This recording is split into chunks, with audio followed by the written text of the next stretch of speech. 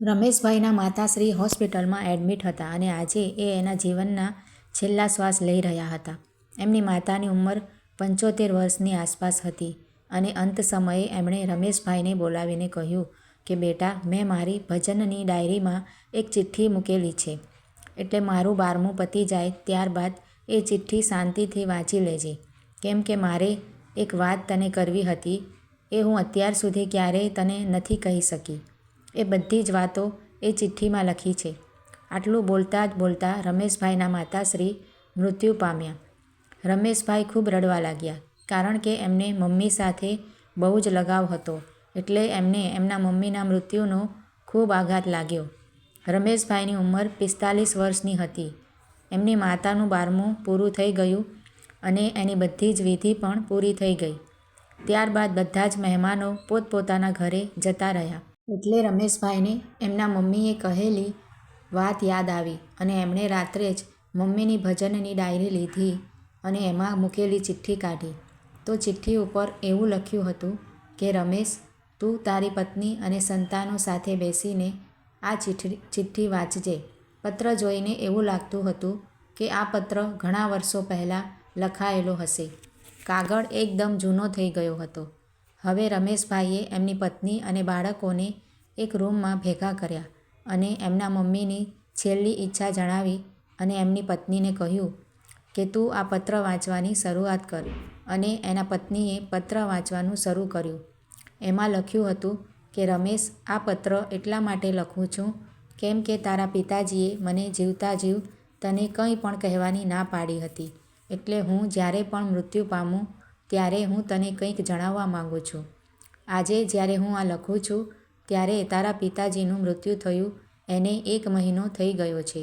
તારા અને તારા પિતાજીના સંબંધો ક્યારેય પણ સારા નથી રહ્યા, કેમ કે બાળપણથી યુવાની સુધી તારે તારા પિતાજી સાથે હંમેશા મતભેદ રહ્યો છે અને ત્યારબાદ મનભેદ થઈ ગયો હતો અને તને તો હંમેશા એવું જ લાગતું હતું કે તારા પિતાજી તારી લાગણીઓને સમજતા નથી અને એમને એવું લાગતું હતું કે તું એમને સમજતો નથી અને આમ તમારા બંનેની વચ્ચે હું પીસાતી હતી.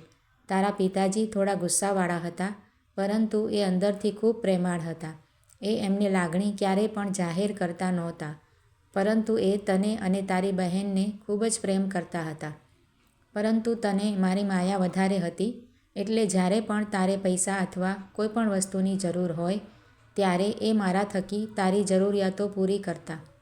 દીકરા, તારી દરેક જરૂરિયાતનો પાયો તારા પિતાજીનો છે અને આ બધી વાતો તો ઠીક છે, કેમ કે આ બધું તો દરેક માતા પિતા કરતા જ હોય છે, પરંતુ તારી જિંદગીની એક ખૂબ મહત્ત્વપૂર્ણ વાત એ છે જે મારા સિવાય બીજા કોઈને ખબર નથી અને એ આજે મારે તને જણાવવી છે. બેટા, તારા લગ્ન થયા એના થોડા સમય બાદ તે અને તારા પિતાજીએ સાથે રહેવાનું છોડી દીધું હતું. એમાં તારી પત્નીનો કોઈ વાંક નથી, પરંતુ તારા અને તારા પિતાજીના મનમાં રહેલો મતભેદ હતો. બેટા, તને યાદ હશે કે આજથી 1 વર્ષ પહેલાં તારો અને તારી પત્નીનો ખૂબ મોટો અકસ્માત થયો હતો. ત્યારે તું અને તારી પત્ની બંને ICUમાં જીવન અને મરણ વચ્ચે ઝોલા ખાઈ રહ્યા હતા. ત્યારે તારી પત્નીની હાલત ખૂબ વધારે ખરાબ હતી અને એને પેટમાં વધારે વાગ્યું હતું અને એની બંને કિડની ડેમેજ થઈ ગઈ હતી. ત્યારે એના જીવવાના ચાન્સ ખૂબ ઓછા હતા અને એને તાત્કાલિક કોઈ કિડની ડોનેટ કરે એવા વ્યક્તિની જરૂર હતી. ત્યારે તું બેભાન અવસ્થામાં હતો અને તને આ બધી વાતોની કોઈ ખબર નહોતી. ત્યારે ડૉક્ટરે ઘણા બધા સેમ્પલ લીધા હતા. ત્યારે તારા પિતાજીની કિડની મેચ થઈ હતી. આટલું વાંચતા જ રમેશભાઈની પત્નીની આંખોમાંથી આંસુની ધાર થવા લાગી અને એણે વાંચવાનું બંધ કરી દીધું અને રડતા રડતા કહેવા લાગી કે હવે આગળ હું નહીં વાંચી શકું, એટલે તમે વાંચો. ત્યારબાદ રમેશભાઈએ કઠણ કાળજો રાખીને આગળ વાંચવાનું ચાલુ કર્યું કે બેટા, તારા પિતાની કિડની મેચ થઈ ગઈ અને તારા પિતાજી પોતાની કિડની તારી પત્નીને આપવા માટે તૈયાર થઈ ગયા, પરંતુ મેં એને એવું કરવાની ના પાડી અને એવું કહ્યું કે તમને તો પહેલાંથી જ એક કિડનીમાં તકલીફ છે અને કદાચ તમે તમારી સારી કિડની ડોનેટ કરી દેશો તો તમારી હાલત ખરાબ થઈ જશે. પરંતુ એ સમયે તારા પિતાજીએ મારી વાત ન માની અને મને એવું કહ્યું કે તું અત્યારે મારી ચિંતા ન કર, પરંતુ આપણા દીકરા અને વહુની ચિંતા કર. કદાચ એની પત્નીને કંઈક થઈ જશે તો એને તો હજી આખી જિંદગી જીવવાની બાકી છે અને એના બાળકો હજુ નાના છે, એટલે પત્ની વગર મારો રમેશ બિચારો શું કરશે? આટલું વાંચતાં જ રમેશભાઈની આંખોમાં આંસુ આવી ગયા અને એમના ગળે ડૂમો ભરાઈ ગયો. એટલે રમેશભાઈના 15 વર્ષના દીકરાએ પત્ર પોતાના હાથમાં લઈને વાંચવાનું શરૂ કર્યું.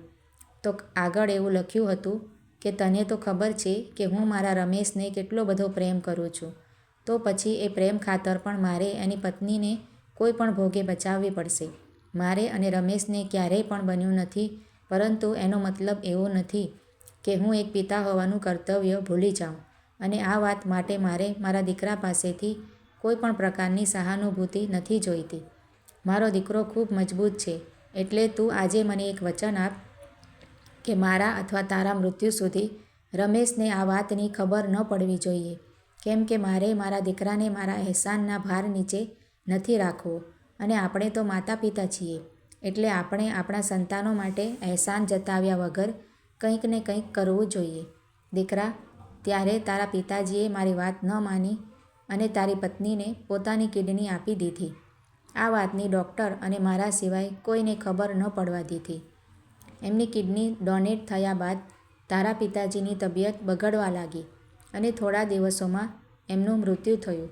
પરંતુ એ સમયે તું તારા પિતાજીની ખબર કાઢવા પણ ઘરે ન આવ્યો અને તને તો એટલી પણ ખબર નહોતી કે તારા પિતાજીનું મૃત્યુ એની કિડની ફેલ થવાથી થયું છે. પરંતુ બેટા, મને આ કોઈ પણ વાતનો અફસોસ નથી, પરંતુ હું એક વાત સહન નથી કરી શકતી કે તું તારા પિતાજીની જીવનભર નિંદા કરતો રહ્યો અને એમને એક દીકરાનો પ્રેમ ન આપી શક્યો. દીકરા, મને જીવનભર એ વાતની અફસોસ રહી ગયો અને એટલે જ આજે આ પત્ર લખીને તારા માટે મૂક્યો છે. અને જ્યારે તું આ પત્ર વાંચતો હોઈશ ત્યારે મેં પણ આ દુનિયા છોડી દીધી હશે. દીકરા, તારા પિતાજી તને ખૂબ પ્રેમ કરતા હતા, એટલું જ મારે તને કહેવું હતું. અને દરેક માતા પિતા પોતાના સંતાનોને પ્રેમ તો કરતા હોય છે. કદાચ ક્યારેક કોઈ વાતનો વિરોધ થાય અથવા મતભેદ થાય તો પણ માતા પિતાનો પ્રેમ ઓછો નથી થતો. બેટા, તારા પિતાજી મને હંમેશા એવું કહેતા કે પિતાના પ્રેમને સમજવા માટે પિતા બનવું પડે. મારો રમેશ પિતા બનશે ત્યારે મારા પ્રેમને પણ સમજી જશે. બેટા, તું અને તારો પરિવાર હંમેશા સુખી રહે તેવી જ મારી અને તારા પિતાજીની ભગવાન પાસે પ્રાર્થના છે. વૃદ્ધ દાદીમાનો પત્ર વાંચીને રમેશભાઈનો દીકરો અને દીકરી ચૂપચાપ એના પિતાને જોઈ રહ્યા હતા. એના મૌનમાં જાણે એક સવાલ હતો અને રમેશભાઈની હાલત કાપો તો લોહી ન નીકળે એવી હતી કે હવે પસ્તાવો કરે તો કોની સામે કરે, કારણ કે માતા પિતા હવે આ દુનિયામાં હાજર નહોતા. ત્યારબાદ રમેશભાઈ ઊભા થઈને ઘરમાં મંદિર સામે ગયા અને 2 હાથ જોડીને જોર જોરથી રડવા લાગ્યા, કારણ કે એ કંઈ પણ બોલી ન શકવાની હાલતમાં નહોતા. ત્યારે એમનો દીકરો એમની પાસે આવ્યો અને કહેવા લાગ્યો કે પપ્પા, હું જીવનભર તમારું ધ્યાન રાખીશ. કદાચ તમે મને ખીજાશો અથવા તો આપણા વચ્ચે ક્યારેક કોઈ મતભેદ થશે તો પણ હું તમારો સાથ નહીં છોડું, કારણ કે આજે મારા દાદાની વાત પરથી હું સમજી ગયો છું કે એક પિતા પોતાના સંતાનો માટે શું કરી શકે છે. ત્યારે રમેશભાઈએ પોતાના પુત્રને ગળે લગાવી દીધો અને જોર જોરથી રડવા લાગ્યા. મિત્રો, માતા પિતા એક એવું વૃક્ષ હોય છે જેની શીતળ છાયામાં સંતાનો હંમેશા સુરક્ષિત મહેસૂસ કરે છે. માતા પિતા કદાચ કોઈ પણ વાતના લીધે સંતાનોથી નારાજ હોય તો પણ સંતાનો પ્રત્યે એમનો પ્રેમ અને લાગણી ક્યારેય ઓછી નથી થતી. એને હંમેશા પોતાના સંતાનોની ચિંતા હોય છે. એટલે કદાચ તમારા માતા પિતા જીવિત હોય અને એમની સાથે ક્યારેક કોઈ મતભેદ થાય તો એક બાળક તરીકે આપણી એવી ફરજ બને છે કે આપણે આપણા માતા પિતાથી નારાજ ન રહેવાય. માતા પિતા ક્યારેક કોઈ વાતને લઈને ઠપકો આપે તો સહજ ભાવથી એમની વાત સાંભળી લેવી જોઈએ, કેમ કે માતા પિતા રૂપી વૃક્ષની છાયા દરેક સંતાનોના ભાગ્યમાં નથી હોતી. એટલે એ હયાત હોય ત્યાં સુધી એની સેવા કરીને એને હંમેશા ખુશ રાખવાની કોશિશ કરવી જોઈએ. તો મિત્રો, આજની આ સ્ટોરી તમને કેવી લાગી છે તે કોમેન્ટમાં જરૂર જણાવજો અને પસંદ આવી હોય તો વિડીયોને લાઇક, શેર અને નવા હોવ તો ચેનલને સબસ્ક્રાઈબ જરૂરથી કરજો. વિડીયો જોવા માટે તમારા બધાનો આભાર માનું છું. Thank you.